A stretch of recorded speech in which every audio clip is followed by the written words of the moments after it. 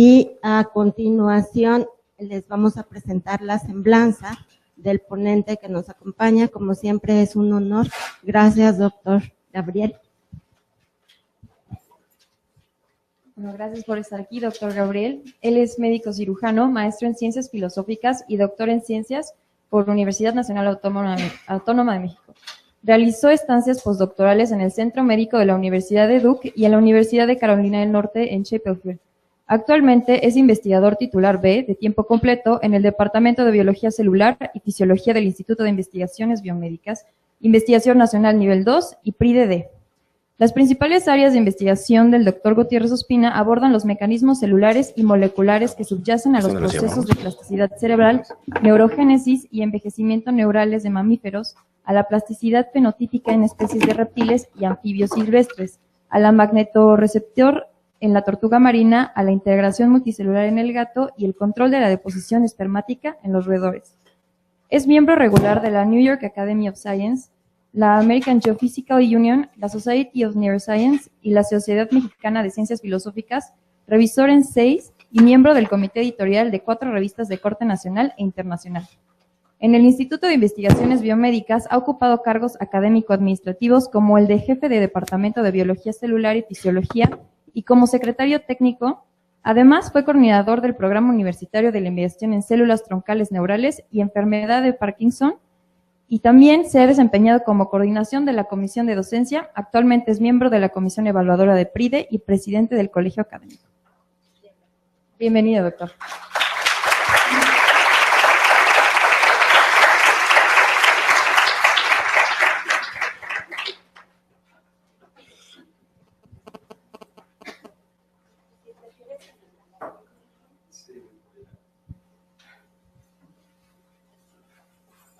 Buenos días, tengan todos ustedes. No sé de hecho si realmente lo necesito. ¿Me escuchan así? Sí, para que me pueda escuchar allá. Bueno, muy bien. Bueno, pues agradezco la invitación de Olga y de todo el comité organizador de la Semana del Cerebro 2016 en la Facultad de Psicología por tener siempre la consideración hacia mi persona. Hay muchas cosas que podemos hablar sobre el cerebro y hoy me encomendaron una que es terrible porque aunque durante la presentación oí la palabra filosóficas en muchas ocasiones, en realidad es más fisiológicas que filosóficas, y lo que tengo que conversar hoy con ustedes tiene que ver más con filosofía que con fisiología. Y entonces el compromiso que tengo es tratar de hacer una charla que sea amena sobre la banalización del uso del prefijo neuro. Y voy a tomar una fracción del tiempo que me han hecho el favor de darme para platicar sobre este asunto, para luego hacer una reflexión más bien sobre la banalización de la ciencia, y esto es una cosa terrible que ha pasado y seguramente será mi excusa hablar de la banalización del neuro, del prefijo neuro, para tener mi sesión psicoterapéutica con psicólogos acerca de lo que está pasando en la ciencia. Entonces que aprovecharé el foro para decir algunas cosas que pienso al respecto de esto. Y lo primero que haré, como siempre, a mí me estorba todo lo que uso, pues generalmente me desnudo. Y eso es lo que voy a hacer. Y una vez que estoy un poco más cómodo, entonces haré el show como debe hacerse. Bueno, cuando uno plantea el problema de la banalización de términos en general, es un asunto que tendrá que ver con lingüística, desarrollo social, evidentemente filosofía y demás, pero en particular el uso de la palabra neuro, o del prefijo, perdón, neuro, acomodado a distintas actividades que estamos realizando en la actualidad, tiene un fundamento que va más allá de la lingüística. tiene un fundamento que va más allá de la neurofisiología y de las actividades a las cuales el prefijo se les suma. Entonces, todos creo que hemos escuchado el término de neuromarketing o neuromercadeo, ¿no? Tenemos también el uso del prefijo neuro en arquitectura. Para aquellos que no sabían, ahora hace unos 5 años se empezó a generar toda una rama de la arquitectura que se denomina así, la neuroarquitectura. ¿Qué demonios significa esto? Nadie tiene la menor idea, ni los neuroarquitectos. No es infrecuente en el ámbito de psicología encontrar neurolingüística, ¿no? O neuroprogramación, o neuroactivación. Todas estas cosas realmente, ¿qué significan? Bueno, entonces lo que voy a intentar hacer es explicar lo que creo es lo que creo es la raíz filosófica del por qué sumamos este tipo de palabras, este tipo de prefijos a otras palabras creando neologismos, o estos fonemas creando neologismos. Y para eso tenemos que pensar en lo siguiente.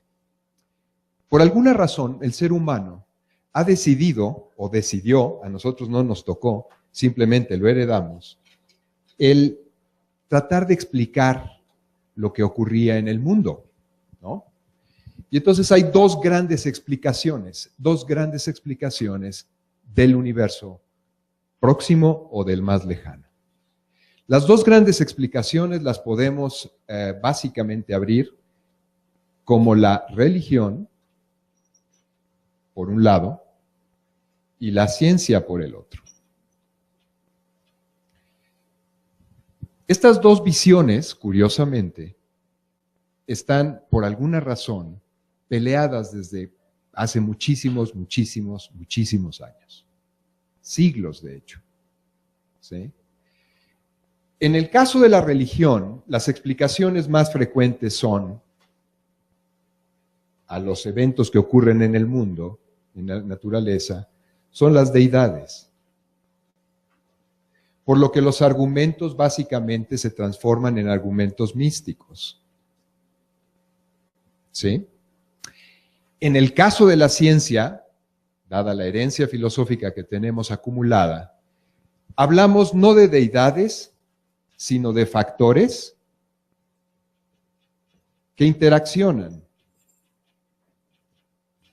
Y estos factores que interaccionan nos proveen de modelos que llamamos mecanismos. Y estas son las dos situaciones que han venido compartiendo tiempo y espacio desde hace siglos, como explicaciones fundamentales de lo que ocurre en el universo.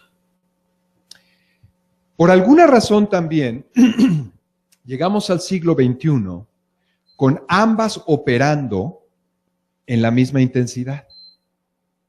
Vivimos en una sociedad en la que la religión y las creencias son o comparten espacio y tiempo con la razón que se supone deriva del pensamiento científico. Es curioso, ¿no? Es curioso que después de siglos y siglos de batalla, en pleno siglo XXI, sigamos compartiendo estas dos grandes explicaciones. Y es tan curioso que en un mismo individuo las explicaciones conviven, ¿no? El científico, que generalmente nos asumimos como ateos, y asumimos también que no creemos o no pensamos en explicaciones deídicas, ¿sí? Tenemos también nuestro lado religioso, ¿sí? Quizás no parecido al Dios de la religión, pero también tenemos nuestros dioses, como los genes, ¿no? Los genes son el dios de la ciencia, o la energía para la parte de los físicos. En fin, tenemos también nuestras deidades, aunque no las manejemos así. La estructura científica es muy parecida a la estructura religiosa. Sin embargo, fíjense bien, lo que hemos derivado de la religión es que esto nos da incertidumbre. Nos da incertidumbre y dejamos al azar muchas cosas que nos ocurren o que tratamos de explicar en función de lo que el Señor o los múltiples dioses quieran hacer con nosotros. Se supone también que desde el punto de vista científico lo que nosotros ganamos es certidumbre. ¿Sí? Porque a través de la certidumbre tenemos claro qué es lo que está pasando, o al menos así pensamos. Entonces, si se dan cuenta, hay dos posturas filosóficas fundamentalmente contrarias, conviviendo todo el tiempo. La postura en la que dejamos todo a la incertidumbre del Señor, y la postura en la que todo lo tenemos controlado. La sociedad occidental ha apostado por la ciencia, un poco más que por la religión, para dar explicaciones y para darnos certidumbre. La ciencia se supone nos da certidumbre y al darnos certidumbre, lo que nos provoca es una sensación de control. ¿Cuál es el problema? El tener una sensación de control es eso. Yo percibo que puedo controlar, pero en realidad me doy cuenta que esto no es así. Hay una parte mística, que yo no la llamaré mística, pero que está allí, latente de incertidumbre. Y en realidad la vida es incertidumbre.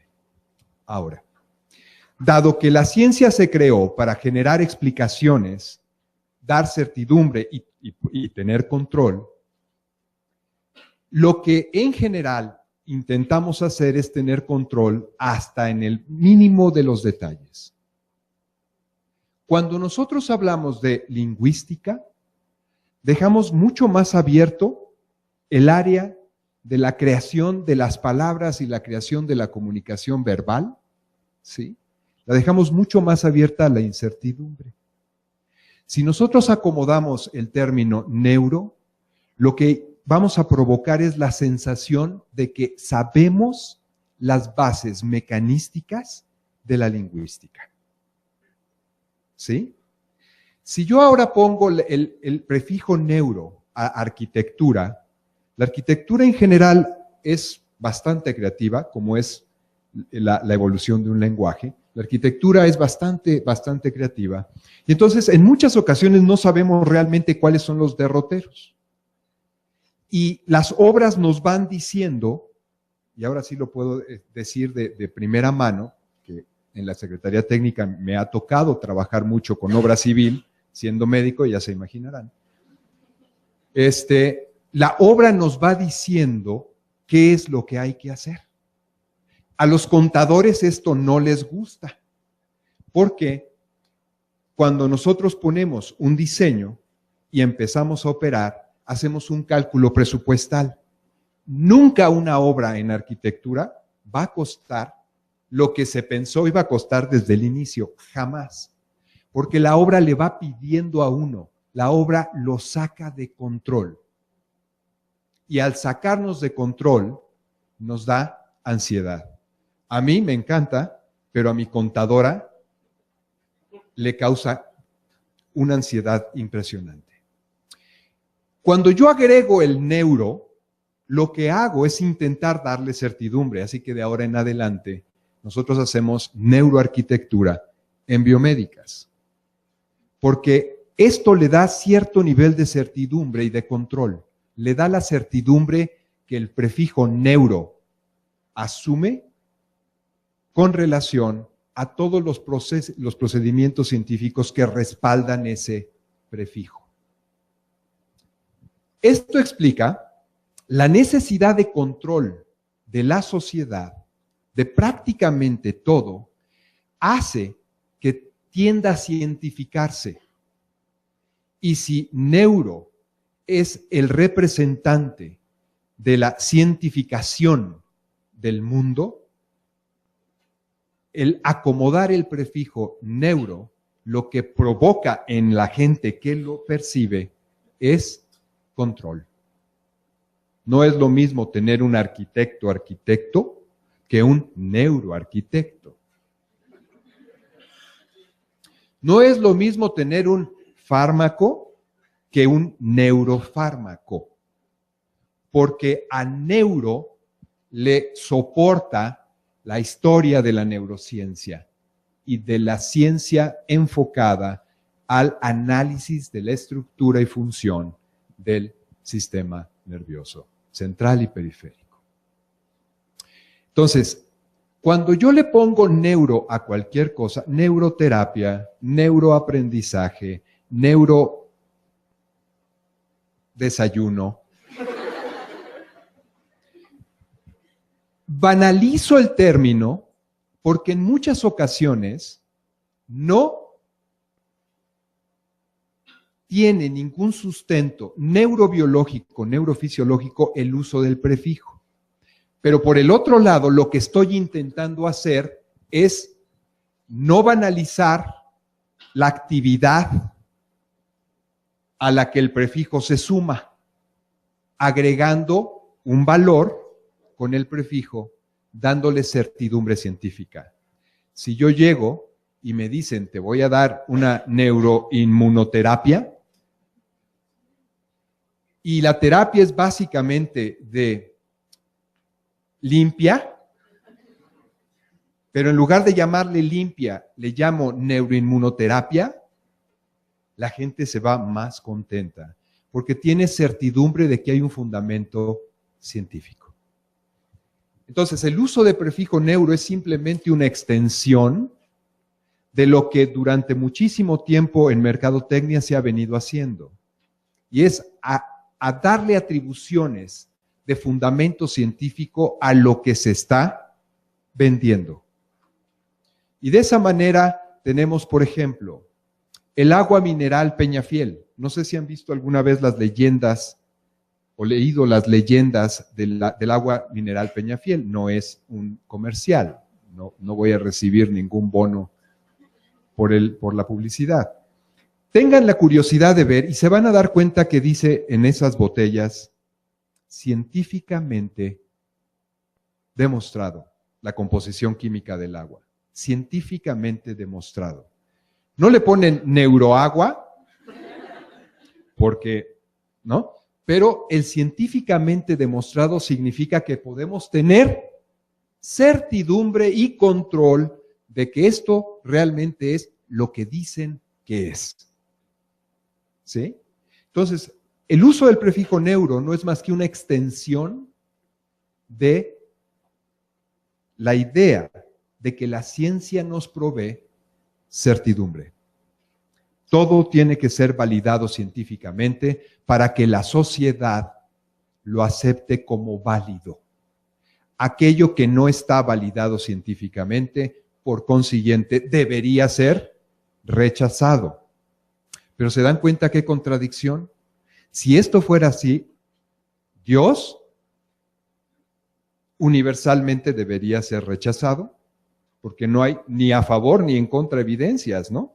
Es básicamente argumentación filosófica de uno y otro lado, pero nadie realmente tiene un experimento o 2 o 3 o 20 que demuestren la existencia de Dios, como nadie ha hecho ningún tipo de experimento que demuestre su no existencia.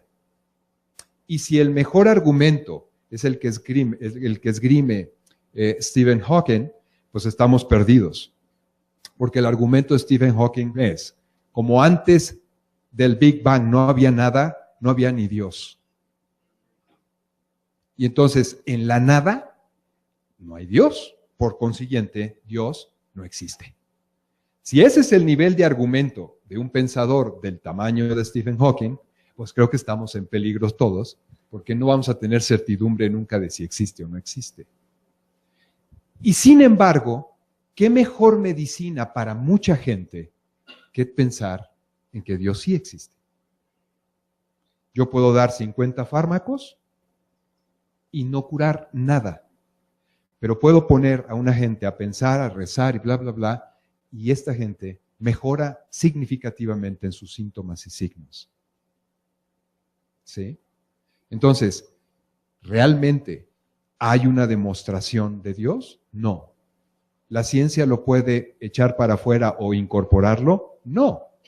Y sin embargo, existe. Curiosamente, en la sociedad, las dos posiciones, las dos explicaciones de las realidades del universo coinciden, seamos científicos o no.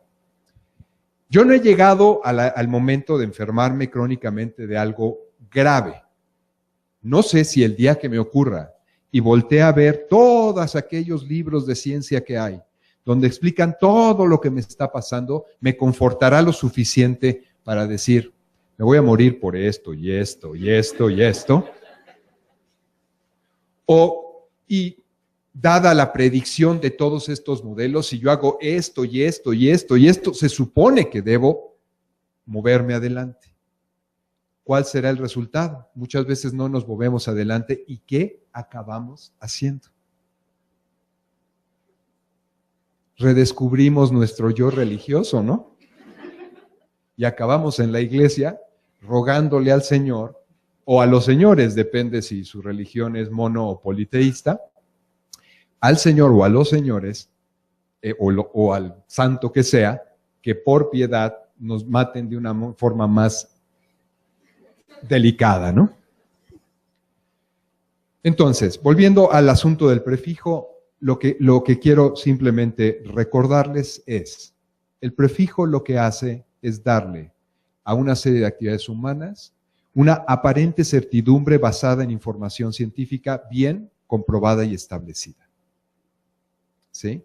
Es una extensión de una corriente ideológica que asume que la sociedad va a aceptar todo lo que sea científicamente demostrado, aunque no haya sido así. El simple hecho de usar el prefijo nos lleva, ¿sí? nos mentaliza y nos lleva a esa, sí, si ponen este prefijo es que debe haber una cantidad de ciencia atrás que soporta todo lo que estoy diciendo. Eso es simple. ¿Y por qué la sociedad ha tomado esta necesidad de control? Porque hemos comprado el mensaje de que el control de las circunstancias nos hace feliz. ¿Sí? Entonces, el problema central del uso de estos prefijos y la banalización de estos prefijos es un reflejo de la necesidad de la sociedad a tener certidumbre y control. ¿Cuántos de nosotros no queremos tener certidumbre y control? Bien poquitos. Y en general, a todos nos angustia que las cosas se nos salgan de control. Es mejor entonces, cuando sentimos que se nos están saliendo de control, acordarse del neuro. Y a lo mejor lo pueden utilizar como mantra para controlar, ¿sí?, su necesidad de control. Esencialmente, esto es lo que ocurre. Y en ese sentido, la ciencia se ha banalizado. Dado el valor afectivo y moral que tiene la ciencia en nuestra sociedad, ese valor se ha banalizado. Y no solamente por los mercadólogos, no solamente por las personas comunes en la sociedad, es decir, aquellos no científicos, sino también por los científicos. Y esto quizás es el problema más serio que hay. La banalización del uso de prefijos y de la ciencia misma por parte del científico. Este es un fenómeno que hemos venido acarreando desde que la ciencia en 1800 cambió su naturaleza filosófica. Hasta 1800, la mayor parte de los científicos éramos filósofos naturales. A través de la experimentación y a través de la reflexión, intentábamos realmente entender cómo operaba la naturaleza. Derivábamos principios, generábamos hipótesis y teorías que nunca consideramos realmente como explicaciones últimas. El verdadero científico sabe que las teorías no son verdades, ¿sí? No son verdades. Las teorías son ideas, conceptos que han sido parcialmente mostrados, pero que no necesariamente explican la realidad. Y eso lo sabemos los que somos científicos. Si esto fuera así, la sociedad hubiera recibido el mensaje de no, la ciencia no produce verdades. Por lo tanto, agregarle neuro no implica ninguna verdad.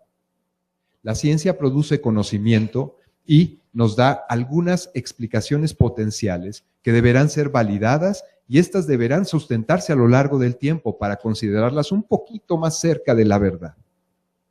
Entonces, hasta los 1800 a eso se dedicaba el científico. El científico era un pensador, un filósofo que estaba orientado o cuyos pensamientos, ideas y conceptos estaban orientados a tratar de entender cómo operaba la naturaleza. En los 1800 en Europa, pasados los 1800 en Europa, se desarrolló la idea de lo que ahora llaman la sociedad del conocimiento.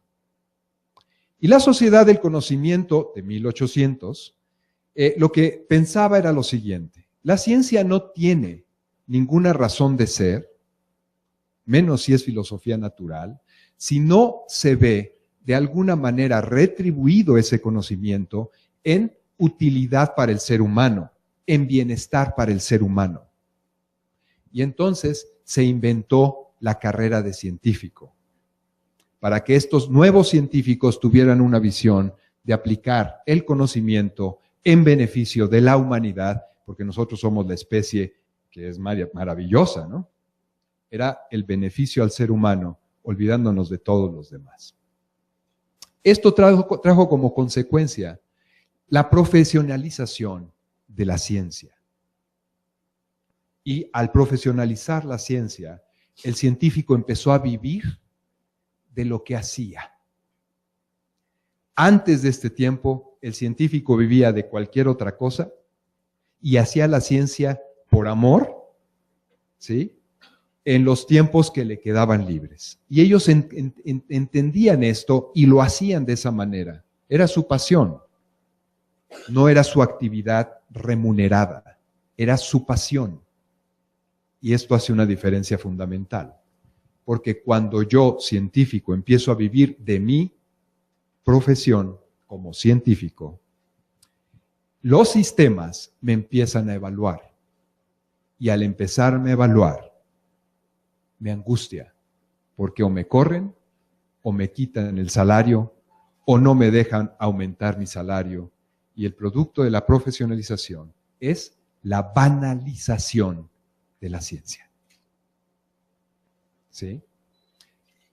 A partir de 1800, insisto, en Alemania, en Inglaterra, en Francia, los países, digamos, líderes en ese tiempo en el desarrollo científico, se empezaron a fundar los institutos tecnológicos, cuyo objetivo fundamental era el desarrollo del área de química y de física para tratar de proveer de bienestar al ser humano. Todo lo que se hacía tenía que ser aplicado. Y entonces, la ciencia empezó a corromperse. ¿Y cómo se corrompe? Cuando un sistema científico empieza a generar bienes para una comunidad que no los necesitaba, pero que empieza a generarse la necesidad de esos bienes, entonces se produce un sistema de producción que el país puede, a partir del cual el país puede obtener riqueza. Si se dan cuenta, esto fue en 1800. El sistema, la sociedad del conocimiento actual, este término tan maravilloso que parece que es la generación de conocimiento útil y generador de empleos y de dinero para el país, esa es la sociedad del conocimiento, que suena muy bonito, es lo que nos tiene ahora en un impasse de la banalización científica. Porque ¿qué es lo que ha ocurrido? Desde 1800 hemos tenido mucho tiempo para evolucionar. Y entonces al científico se le exige producción de una manera desmedida por encima de la calidad del producto que genera, sea ciencia básica aplicada o no, o ciencia literalmente aplicada biotecnológica. ¿Cuál es el problema? Que nos conviene, como científicos, el empezar a hacer marketing, neuromarketing.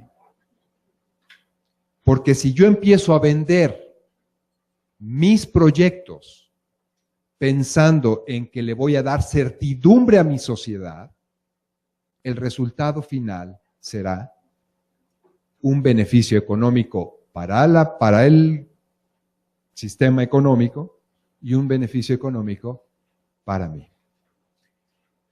Las propias universidades valorarán mi trabajo porque produzco 50 artículos por año, aunque esto realmente no repercuta en nada, o cuando tengo sobre todo 5 patentes por año, ¿no? Porque eso implica enriquecimiento del país. ¿Para qué sirven esas patentes? A lo mejor no para mucho, a lo mejor sí, pero finalmente se pierde la esencia de la ciencia, que es el entender la naturaleza, la operación de la naturaleza. Entonces, la banalización del término neuro es una consecuencia de la profesionalización de nuestras carreras científicas. Es un resultado de la necesidad de los países, sobre todo de las esferas, voy a parecer López Obrador, pero de las esferas del poder, por enriquecerse y enriquecer al país. El científico se ha visto involucrado de manera consciente o inconsciente, yo creo que muchos de nosotros entramos de manera muy inconsciente, al asunto de la ciencia, y el sistema nos presiona a banalizarlo, diciendo que tenemos explicaciones o forzándonos a decirle a la sociedad que tenemos explicaciones verdaderas de lo que está sucediendo. Y al tener esto, podemos transferir desde el punto de vista filosófico la impresión a la sociedad de que lo que estamos diciendo es una verdad absoluta.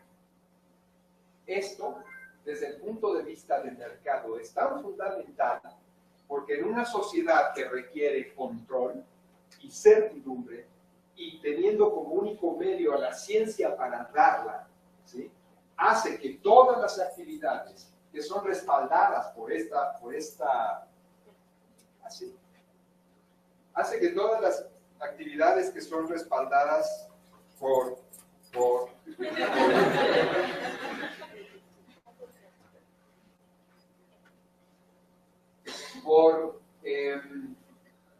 información científica sean o provean de certidumbre. ¿Sí?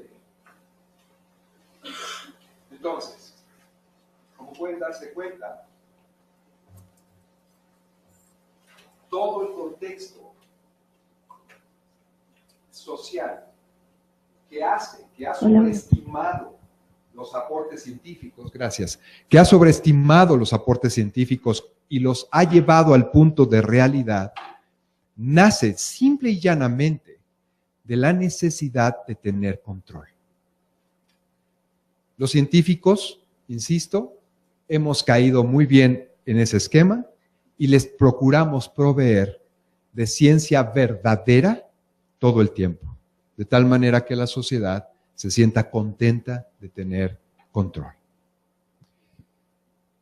Esto es un contrasentido absoluto, porque ese control no nos da ni salud ni bienestar emocional.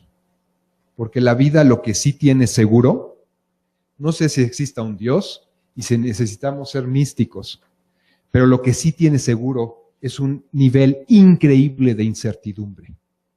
Y lo que debería hacer la ciencia es enseñarnos que buena parte de lo que ocurre es incertidumbre y no control. Y la verdad absoluta va más allá de los promedios y las desviaciones estándar. La verdad absoluta es el entender la incertidumbre como un fenómeno inherente a la ciencia. Todos los procedimientos científicos están destinados a producir certidumbre, insisto, cuando sabemos que la incertidumbre es lo que realmente dicta la norma en la vida.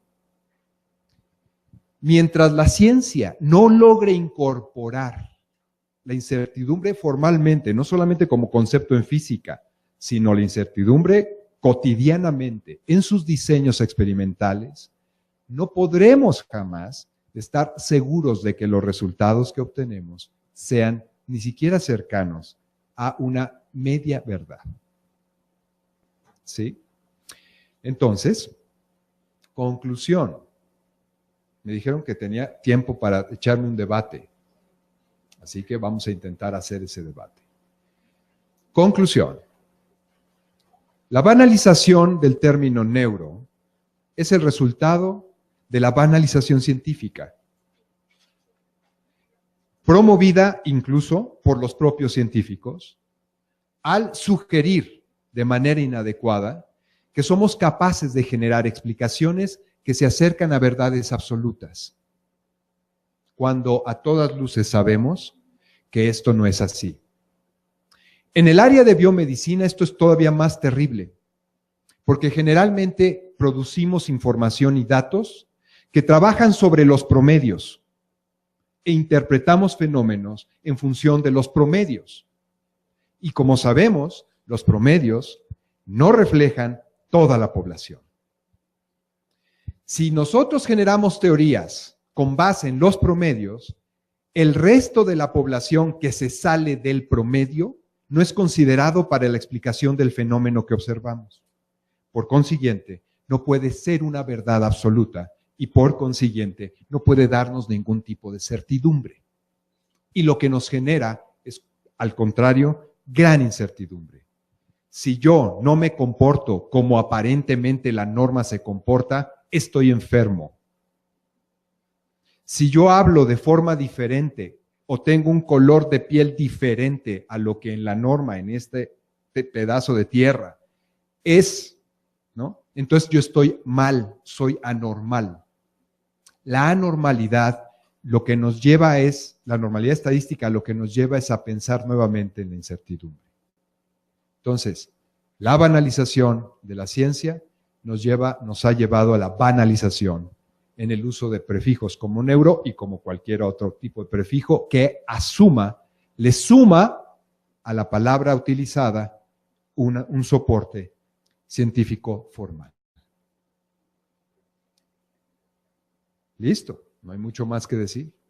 Ahora me gustaría escuchar sus puntos de vista y que nos sentemos a debatir.